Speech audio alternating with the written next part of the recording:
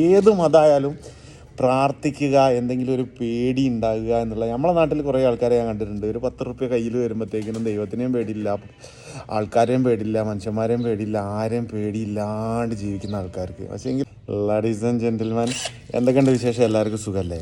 അപ്പോൾ ഇന്ന് എനിക്കൊരു കാര്യം പറയാനുള്ളതാണെന്നുണ്ടെങ്കിൽ, കുറേ ആളുകളുണ്ട് കഷ്ടപ്പാടും ദുരിതമൊക്കെ ഉള്ളപ്പോൾ ദൈവത്തിനെ ഇങ്ങനെ വിളിച്ചുകൊണ്ടിരിക്കും, ഭയങ്കരമായിട്ട് പ്രാർത്ഥിക്കും, എല്ലാം ചെയ്യും. പക്ഷേങ്കിൽ കഷ്ടപ്പാടൊക്കെ ഒന്ന് മാറി ഒന്ന് സെറ്റായി കഴിഞ്ഞിട്ടുണ്ടെങ്കിൽ ദൈവവും വേണ്ട, പടച്ചോനും വേണ്ട, ആരും വേണ്ട, ഒരു പരിപാടി ഇല്ലാണ്ട് നടക്കുന്ന ആളുകളുണ്ട്. അങ്ങനെയുള്ള ആളുകളാണ് നിങ്ങൾക്ക് ഒരു ബർക്കത്തും ഒരു സന്തോഷവും സമാധാനവും ഉണ്ടാവില്ല കേട്ടോ. ഏറ്റവും വലിയ ഉദാഹരണം പറയട്ടെ, ചില ആളുകൾ അങ്ങനെയാണ്. പക്ഷേ എങ്കിൽ അംബാനീൻ്റെ ഒരു വിജയം എന്ന് പറഞ്ഞാൽ എന്താണെന്നറിയാം നിങ്ങൾക്ക്? അംബാനിക്ക് വേണമെങ്കിൽ ദൈവം ഇല്ലയെന്ന് വേണമെങ്കിൽ അംബാനിക്ക് വേണമെങ്കിൽ പറയാം. അംബാനിക്ക് വേണമെങ്കിൽ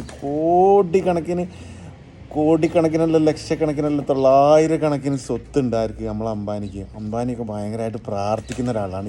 ഏത് മതമായാലും പ്രാർത്ഥിക്കുക, എന്തെങ്കിലും ഒരു പേടി ഉണ്ടാകുക എന്നുള്ളത്. നമ്മളെ നാട്ടിൽ കുറേ ആൾക്കാരെ ഞാൻ കണ്ടിട്ടുണ്ട്. ഒരു 10 റുപ്യ കയ്യിൽ വരുമ്പോഴത്തേക്കിനും ദൈവത്തിനെയും പേടിയില്ല, ആൾക്കാരെയും പേടിയില്ല, മനുഷ്യന്മാരെയും പേടിയില്ല, ആരെയും പേടിയില്ലാണ്ട് ജീവിക്കുന്ന ആൾക്കാർക്ക്. പക്ഷേ എങ്കിൽ അവർക്ക് അങ്ങനെ ആ ഒരു ഇതേ ഉണ്ടാവുള്ളൂ.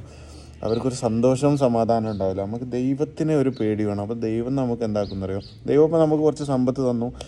നമുക്ക് ദൈവം കുറച്ച് സമ്പത്ത് തരും. എന്നിട്ട് ദൈവം നോക്കും ഇവൻ അഹങ്കരിക്കുന്നുണ്ടോ ഇല്ല എന്നുള്ളത്. അപ്പോൾ നമ്മൾ പഴയതുപോലെ തന്നെ ദൈവത്തിനോട് നല്ല സ്നേഹമുണ്ട്, പടച്ചവനോട് നല്ല സ്നേഹം ഉണ്ടെങ്കിൽ പടച്ചവൻ നമുക്ക് വീണ്ടും വീണ്ടും തരും.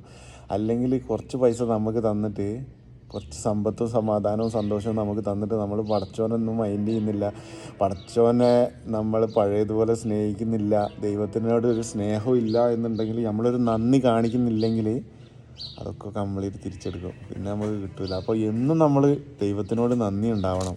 എന്തിനൊക്കെ? എല്ലാത്തിനും.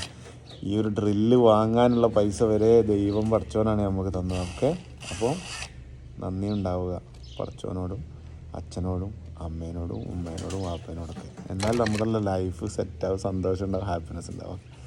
അപ്പോൾ ഹാപ്പി ആയിട്ടിരിക്കും. ഞാൻ പറഞ്ഞാൽ എന്തെങ്കിലും കറക്റ്റ് ഉണ്ട് അതും പറയും. ഓക്കെ.